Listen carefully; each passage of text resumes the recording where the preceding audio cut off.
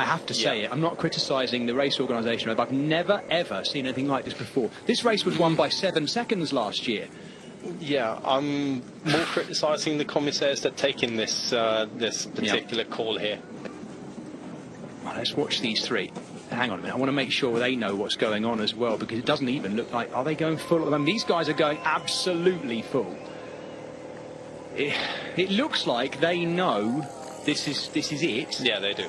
But looking at Soudal-QuickStep there, he's either finessing or he doesn't know, Maggie. I don't think they looked like they knew they had 3K to go. Well, okay, so we're just seeing on our commentators' WhatsApp group here that the last lap has been cancelled because of the crashes on the descent. Now, I don't know, Magnus. I guess there's every chance maybe that an ambulance has had to... Yeah, I guess they are running out of ambulances behind as well. Yes, that's very much possible. Right. Okay. So we are recalibrating the energy, because at the moment, well, if he knows it, and I really hope he knows it, Jakob Soudal-QuickStep is riding towards the yellow jersey, no doubt about it. Yes, the time is now coming down, and look at the face of Adria Perikas, who is absolutely ripping this to try and bring it back. Once again, Zocorato's getting dropped. Soudal-QuickStep still looks like he's out for a Sunday afternoon spin.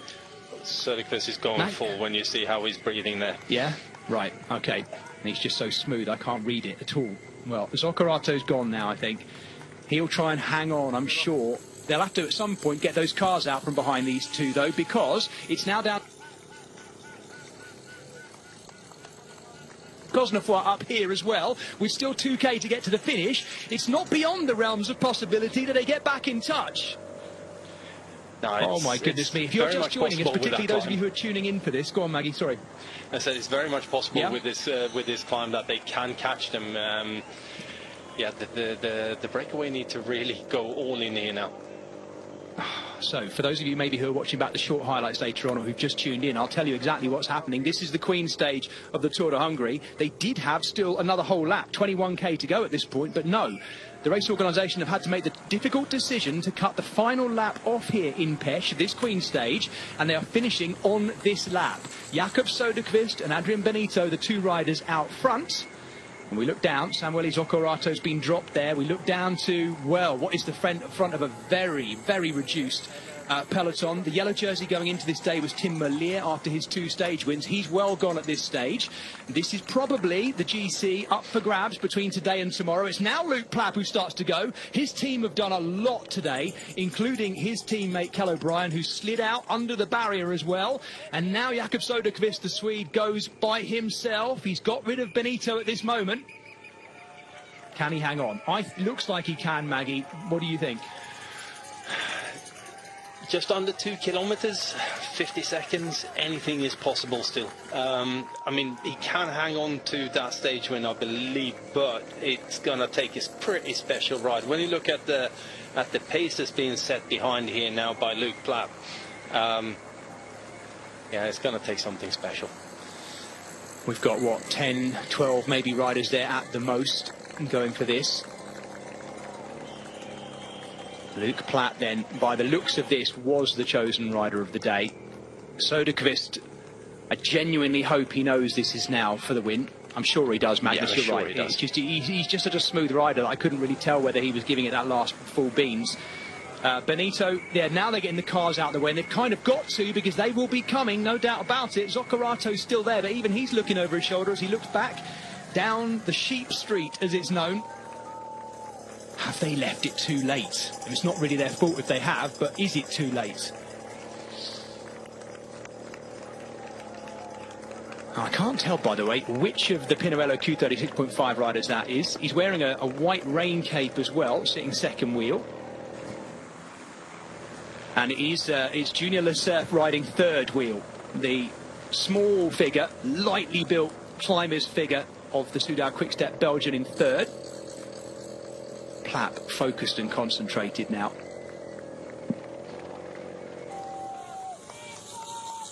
He's still going at some rate up here, so he is. Yeah, he's not losing shed loads of time, is he? He looks good. No, when you look at the intensity, they're travelling at pretty even speed here. I think Cosnefroy is tagged onto the back of this group, Maggie, so it's Luke Plapp. I think it's Walter Calzoni, Pirello Q36.5, the Italian. William Junior Lasser, the third rider there in the Soudal-QuickStep kit as well. There's one of the MBH Bank riders there too. Ah, that's Fancellu. Yeah, and that is Alessandro Fancellu. We've not seen anything of him so far in this race, and it's him who starts to lift it now too. Addition to that team, moved across from the Japanese team Ukyo last year. Now, he's a fantastic climber, Fancellu. I'd actually forgotten he's in the race. He'll have been waiting for today, that's for sure. And he will cause problems in here. It'll be problems for the likes of Luke Plapp, actually, Fancellu. Look at the crowd, Maggie. Well, it feels like the Queen stage. It's been decapitated. It's been decaffeinated, in actual fact, at both ends today due to weather and crashes.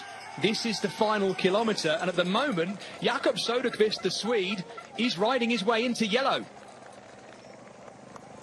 Plapp, I was thinking Plapp might be dropped there. He's now come back to the back. He's rolling a big gear. This is the way Luke Plapp tends to climb. Very little sharp, snappy acceleration, just strong drives. He is catching Samuele Zoccarato, and in a way, if anything, the shortening of today's race at both ends, the beginning and suddenly at the end as well, has turned this into an absolute spectacle. So we've turned off the main climb, under the Flamme Rouge as well as it is.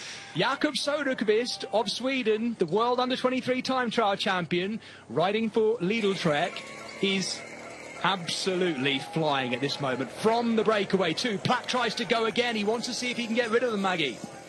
Yeah, he definitely does, but Soudal-QuickStep has only got one more little ramp that has got some steeper gradients on it. Then it's all around what I would classify as a Soudal-QuickStep kind of gradient, 4% all the way to the finish for the last 600 meters or so. So 2 more 100 meters of a little bit of gradient, and then it should favour him. So I think these guys, unfortunately, it's a bit too late for them. Yeah, Cosnefroy now, William Junior Lasserf now going. Lasserf hasn't attacked so far. He's been sitting and waiting. Now he goes. I don't think they've got any answer to that either. Can he get back in touch with Jakob Soudal-QuickStep? Wow. The other two. Yeah. Benito, I think Benito's still in between them at the moment. I haven't seen him yet getting caught by them, but 500 metres to go now for Jakob Soudal-QuickStep. He turns left. He's got a sort of sweeping right-hander here too. What a hard day out, despite how much it's been shortened by. In the end, I'm not entirely sure what the actual race distance will be. It'll be something like 120k, something like that. And we love these short stages because they do this. But this is a desperate chase because of desperate reasons. If anyone of you haven't seen it so far, basically we had the final lap cut while they were on the penultimate lap. So all of a sudden they chopped from going about 21k to go to being 3k to go.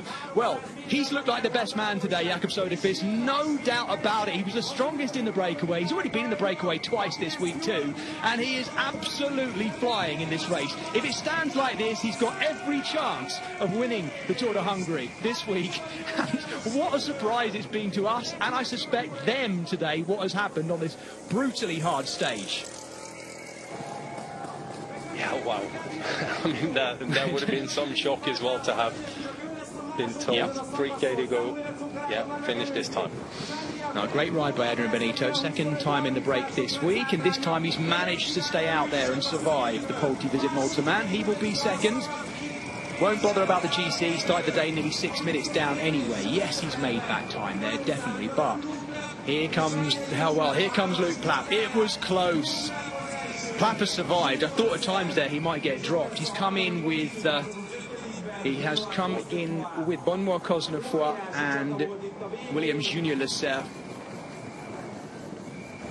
And it is, as I thought, Walter Calzoni in the rain jacket here. And, as I say, Alessandro Fancellu, the Italian climber, topping out that top 5. And these are the remnants of what we were calling the bunch, but my goodness me, was that a reduced group by the time they came to this point. That is Adria Pericas coming over. One of the United Shipping riders there, I think that might have been Feta, maybe? Check that.